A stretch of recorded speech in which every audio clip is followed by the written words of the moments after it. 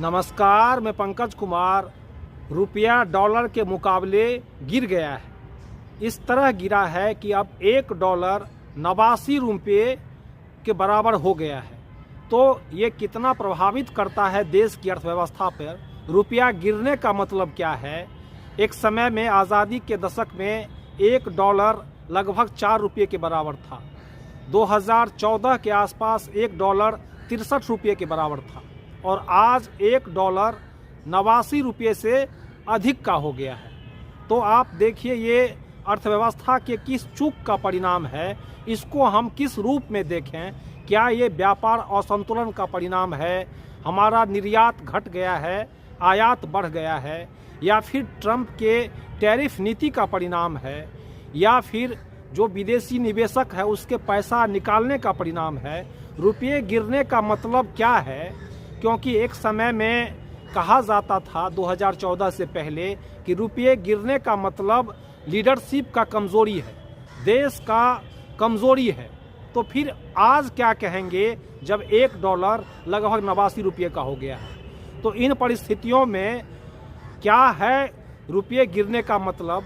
हम A.N. Sinha institute के professor विप्लव ढक और पटना के A.N. सिन्हा समाज अध्ययन संस्थान में अर्थशास्त्र के प्रोफेसर विप्लव ढक कहते हैं, जोर से थोड़ा। हाँ, हर चीज़ का कोई भी चीज़ का पैसा मतलब जो वैल्यू कब बढ़ता है? जब उसका डिमांड होता है तभी वैल्यू बढ़ा जाता है। तो अभी जैसे इंटरनेशनली क्या हुआ है, जो इंडिया जो रूपी का डिमांड कम हो गया। तो इसका मेन जो अभी इशू है जिसको बोलता है जो ट्रेड डेफिसिट। ठीक है, trade deficit in the sense जो एक्सपोर्ट इंडिया का एक्सपोर्ट कम हो गया, उससे ज़्यादा इंपोर्ट ज़्यादा हो गया। अच्छा, तो मतलब निर्यात कम हो गया, आयात ज़्यादा हो गया। मतलब हम लोग बाहर से ज़्यादा खरीद रहे हैं, हमारे इंडिया से कम खरीद रहे हैं। अच्छा, देखिए, इंडिया से कोई भी चीज़ अगर डिमांड आएगा, इंडियन जो प्रोडक्शन है, तो इंडियन प्रोडक्शन का जो अगर डिमांड होगा तो इसके लिए डिमांड होगा तो क्या हो गया, तो इंडिया का कोई भी सामान खरीदने के लिए वो रुपी से खरीदना पड़ेगा। तो रुपी के लिए तो मतलब कोई भी बाहर कंट्री से रुपी को खरीदना है तो रुपी का डिमांड बढ़ेगा, तो डिमांड बढ़ेगा तो उसका एप्रिसिएशन होगा। इसका मतलब है अभी इंडिया का मेन जो अभी रीजन है इसका है इंडिया का एक्सपोर्ट कम हो गया। अच्छा, और देखिए इसका तो होना ही था, मतलब जैसे मैं समझता हूँ, क्योंकि अभी देखिए जैसे टैरिफ लगाया, टैरिफ क्या हो गया, तो मतलब इंडियन का जो सामान है जो प्रोडक्शन वो बाहर पे नहीं बिक रहा है। तो नहीं बिक रहा है मतलब एक्सपोर्ट उसमें से डेफिसिट हो रहा है। तो ये रीजन बेसिकली यहाँ पे यही रीजन है जो मतलब इसके लिए अभी व्यापार असंतुलन का प्रॉब्लम हो गया, मतलब निर्यात कम हो गया है, आयात ज़्यादा हो गया। तो ये तो अर्थव्यवस्था के लिए हानिकारक है एक तरह से। हाँ, ये तो हानिकारक तो है ही। जैसे हम लोगों का मेन जो अगर एक्सपोर्ट, हम लोग अगर बाहर से खरीदेंगे हम लोग और हमारा प्रोडक्ट अगर बाहर में बिकेगा नहीं तो हम लोग का जो रिजर्व है फॉरेन रिजर्व वो कम होगा। अच्छा, तो स्वाभाविक चीज़ है, कोई भी अगर छोटा सा अगर देश नहीं, अगर कोई भी एक छोटा दुकान का ही हो अगर देख ली, मेरा सामान अगर नहीं बिकेगा तो मेरा लॉस है। तो इंडिया के लिए अगर इंडिया का सामान बाहर पे कंट्री में नहीं बिक रहा है, जैसे एक्सपोर्ट कम हो रहा है, तो इंडिया के लिए लॉस है। तो लेकिन इतना ये व्यापार घाटा हो रहा है, लेकिन इस पे सरकार की तरफ से कुछ कहा नहीं जा रहा है। पहले कहा जाता था कि रुपया गिर रहा है, मतलब 2014 से पहले कि रुपया गिर रहा है मतलब देश कमज़ोर हो रहा है, लीडरशिप कमज़ोर है। अब इस पे चुप्पी है। देखिए, अभी इस हिसाब से क्या होता है ना, जैसे इसका इंडियन रुपी जो होता है डॉलर, ये तो ठीक है, अगर हिस्टोरिकली देखा जाए तो धीरे धीरे कम होते गया है। तो एक दिन में कम नहीं हुआ, धीरे धीरे कम होते गया। ठीक है, तो अभी जैसे कम हो गया, लेकिन ये क्या होता है, इसका एक बिजनेस मतलब जो साइकिल होता है, कभी कभी बढ़ता है, कभी कभी घटता है। तो ये अभी बहुत सारे इशू अभी तुरंत इसको अभी ऐसा बोलना नहीं चाहिए, क्योंकि इस तरह का हुआ है, पहले भी हुआ है। फिर हो सकता है जो हमारा रिजर्व बैंक और सरकार कुछ स्टेप लेंगे तो उसमें कुछ सुधार आएगा, लेकिन फिलहाल अभी टाइम बिंग तो यही मुझे लगता है जो अभी तो बेसिकली ट्रेड डेफिसिट का यही रीज़न है। और इसके लिए जो अभी रिसेंट जो डेवलपमेंट हुआ है, जो पर्टिकुलरली यूएस में जो टैरिफ जो अभी इंडिया का बढ़ गया है, तो इसके लिए जो प्रोडक्ट उसका ये हो रहा है, मतलब जो एक्सपोर्ट मतलब कम हो गया। तो ये पॉलिटिकली इसको डिसीजन लेना पड़ेगा, जो कैसे ये जो कॉन्फ्लिक्ट है तो इसको कैसे सॉल्व किया, अगर भेजा जा सकता है तो इसके लिए ये तो एक पॉलिटिकल डिसीजन होगा। एक मतलब इसका एक जो इंटरनेशनल जो रिलेशन है, तो इस रिलेशंस में सुधार करना पड़ेगा इसको। अच्छा सर, एक और कहा जाता है कि यदि पैसा गिर गया है, डॉलर बढ़ गया है, तो आयात कम हो जाएगा, इससे जो है व्यापार को फायदा होगा। एक नया झूठा नरेशन दिया जा रहा है कि ये जो है कहीं से इसका मतलब नहीं है। इस पे क्या लगता है आपको?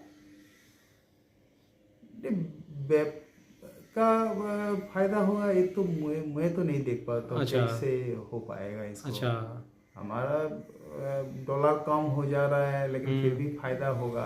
हाँ, इसका ये तो मेरा इसमें तो नहीं हो रहा है। तो मतलब और ये जो है रुपया डॉलर के मुकाबले ही नहीं, ये जो जितना एशियन कंट्री में सबसे ज़्यादा रुपया ही गिरा है, यूरो के मुकाबले, पाउंड के मुकाबले, चीन का जो डॉलर है युआन उसके मुकाबले, तो ये क्या हो रहा है? साथ एक का लिंक है। अच्छा। डॉलर के साथ अगर गिरेगा तो बाकी भी गिरेगा। बाकी भी गिरेगा। ऐसा एक मतलब बेसिक इंडियन रुपी कम हो रहा है, इंडियन रुपीज का वैल्यू कम हो रहा है, प्राइस कम हो रहा है। अच्छा। प्राइस कम हो रहा है और बाकी का अगर सेम होगा तो किसी भी मतलब करेंसी का कंपैरिजन में कम ही दिखेगा। और रुपी डॉलर हो और पाउंड हो और अच्छा, जो कुछ तो इसका मतलब कहीं ना कहीं जो अपना इकोनॉमिक पॉलिसी है, जो अपना सरकार की पॉलिसी है, उसमें चूक हुआ है, तब इस तरह से हो रहा है।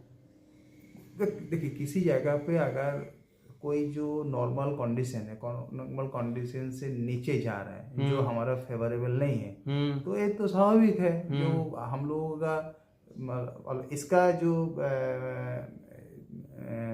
रूपी का जो रेस्टोरेशन है, इसका एक इंस्टीट्यूशन है, ये लोगों को देखना पड़ेगा जो कैसे किया जाए इसको। फिलहाल तो ये तो देखिए, कोई काम हो रहा है तो ये तो है, किसी का तो चूक होगा तभी ना काम होगा। अच्छा। और हाँ, लेकिन कभी कभी क्या होता है, सडनली कुछ ना कुछ होता है, जैसे इंडियन रुपीज उसका वैल्यू हो और कोई भी चीज का तो एकदम फिक्स पैरेलल नहीं रहता है, कभी गिरता है कभी बढ़ता है। लेकिन अभी जो एक दशक से वो तो लगातार गिरने का ही टेंडेंसी रहा है। अब जो है वो 89 के आसपास है। ये तो है, तो इसे तो दशक क्या है वो तो, अगर आप और ये इंडिपेंडेंस से अगर देखा जाए तो पूरा बढ़ते ऐसा ही हो रहा है। इंडियन लेकिन होते जा रहा है। लेकिन जब जीडीपी बढ़ता है 8.2%, तो इसका ढिंढोरा पीटते हैं। तो एक तरफ जीडीपी का इस तरह हल्ला होता है, रुपये गिरने पर चुप्पी होता है, इसको किस तरह देखते हैं आप? नहीं, देखिए, जीडीपी बढ़ रहा है तो ठीक है, जीडीपी बढ़ रहा है, ये एक मतलब एक अच्छा चीज़ है। जीडीपी तो इंडिया का जीडीपी बढ़ रहा है, मतलब हम लोग का इंडिया में प्रोडक्शन ठीक हो रहा है। हम तो प्रोडक्शन हुआ है तो एक इशू हो गया। तो अभी प्रोडक्शन हो गया है, लेकिन क्या होता है ना, जैसे मान लीजिए खेती में मेरा इस साल में खेती अच्छा हुआ, तो खेती अच्छा हुआ तो हम लोग बोलेंगे ना जो खेती अच्छा हुआ है। लेकिन अगर मान लीजिए उस फॉर एग्जाम्पल धान हो गया, ठीक है, तो हम बोलेंगे जी इस साल में इतना धान हो गया, बहुत अच्छा मेरा हार्वेस्टिंग हुआ है। लेकिन उसको अगर धान अगर मान लीजिए मार्केट में उसका वैल्यू नहीं है, मार्केट में बेचा नहीं, तो वो तो फिर क्या हो गया, तो उसका कोई फायदा नहीं होगा। अच्छा, ठीक है। तो सिमिलरली ऐसा है, जब हम लोग की इंडिया में प्रोडक्शन हुआ, इंडिया में सब है, इस बार इकोनॉमिक ग्रोथ ठीक हुआ, लेकिन एक्सपोर्ट अलग चीज है। अभी एक्सपोर्ट वहाँ पे नहीं हो रहा है, तो वहाँ पे उसका तो ये जो ट्रम्प टैरिफ लगाया है, एक तो रीजन मुझे लगता है उसका हो सकता है, ये जो है उसका रीजन है, क्योंकि उसमें से टैरिफ लगाना मतलब हमारा जो प्रोडक्ट है उसका प्राइस बाहर में बढ़ जाएगा। तो बाहर में प्राइस बढ़ेगा तो नहीं खरीदेगा लोग, दूसरे जगह से ऑल्टरनेटिव कोई सोचेगा। जैसे इसके बाद बहुत सारे कंपनी ने जो ऑर्डर दिया था पहले वो कैंसिल कर दिया गया।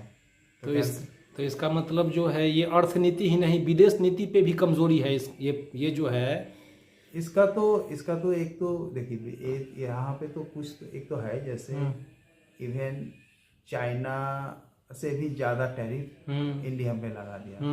तो ये जो टैरिफ लगाने का जो इशू है, तो इसका तो किसी जगह पे तो मिसअंडरस्टैंडिंग, मिसकम्युनिकेशन और जो होता है जो इंटरनेशनल जो एंगेजमेंट, उसमें से तो मेरे लगता है जो कुछ सुधार करना चाहिए इसमें। और ये कहा जा रहा है कि विदेशी निवेशक पैसा निकाल लिया है, इसलिए रुपये का जो है वो गिर गया है। हाँ, विदेशी, अभी देखिए इंडियन जो इकोनॉमी है, इंडियन इकोनॉमी अभी ऐसे नहीं, अभी इंडियन जो बोलते हैं ना जो लिबरल मार्केट है, तो इंडियन इकोनॉमिक लिबरलाइजेशन के बाद क्या हो गया, अभी इंडियन इकोनॉमी से मतलब बाहर का पूंजी से भी डिपेंडेंट है। जैसे यहाँ पे जैसे शॉर्ट टर्म फ्लाइट बोलते हैं ना, जैसे इंडिया में शेयर मार्केट में है विदेशी पूंजी यहाँ पे लगता है, तो विदेशी पूंजी में क्या होता है, वो बहुत सारे इंटरनेशनल जो इंडिकेटर है उसके ऊपर डिपेंडेंट है। फॉर एग्जाम्पल जो फेडरल रिजर्व अगर रेट बढ़ा देगा तो तुरंत फॉरेनर से जो फॉरेन इन्वेस्टमेंट है तुरंत पैसा उठा के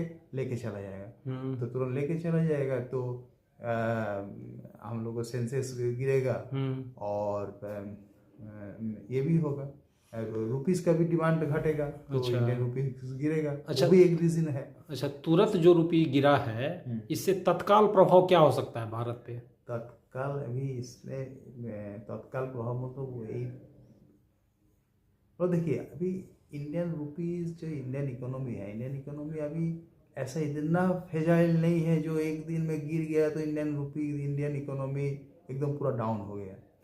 ये ठीक है, अभी गिरा है, अभी आप देखेंगे अभी हो सकता है 2-4 महीने में फिर बढ़ जाएगा। ऐसा तो बहुत बार होता है, लेकिन एक बार गिर होता जाता है, लेकिन अभी तो ऐसा हुआ नहीं, 1 दशक से लगातार गिर रहा है। लगातार मतलब छोटा छोटा गिरता है फिर उसमें रेस्टोरेशन हो जाता है। तो इसका अभी जैसे फॉर अभी टाइमिंग जो गिर रहा है, तो टाइमिंग एक बहुत छोटा पीरियड है ना, तो इस छोटा पीरियड में अभी इसको बोल नहीं सकते जो क्या होगा। तो हो सकता है जो 2-4 महीने में इसको रेस्टोरेशन होगा उस लेवल पे। लेकिन लबोलुबाब यही है कि कहीं ना कहीं अर्थव्यवस्था पे, विदेश नीति पे प्रश्न चिन्ह है ये। प्रश्न ये तो मतलब विदेश नीति में मतलब मुझे लग रहा है जो टैरिफ जो है इसमें इसके वजह से बहुत सामान मतलब एक्सपोर्ट का थोड़ा कम हो गया, ये एक रीजन है। एक्चुअली क्या है, ये ऐसा एक चीज है जो ये कोई स्पेसिफिक कोई फैक्टर के ऊपर डिपेंडेंट नहीं होता है। अच्छा, जैसे एक आप जैसे बात हो रहा था जो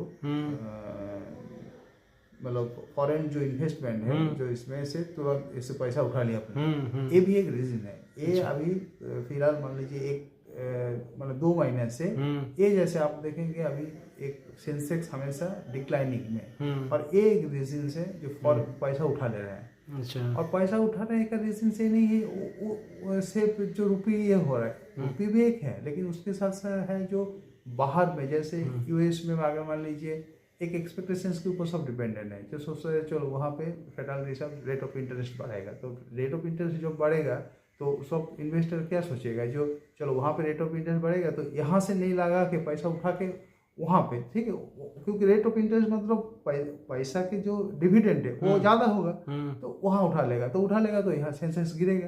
तो ओवरऑल एक बहुत बड़ा एक डायनामिक्स है, मतलब बहुत सारे इशूज है। अच्छा। तो उसमें एक इशू वो भी है और एक इशू ये भी है जो पैसा उठा लेना।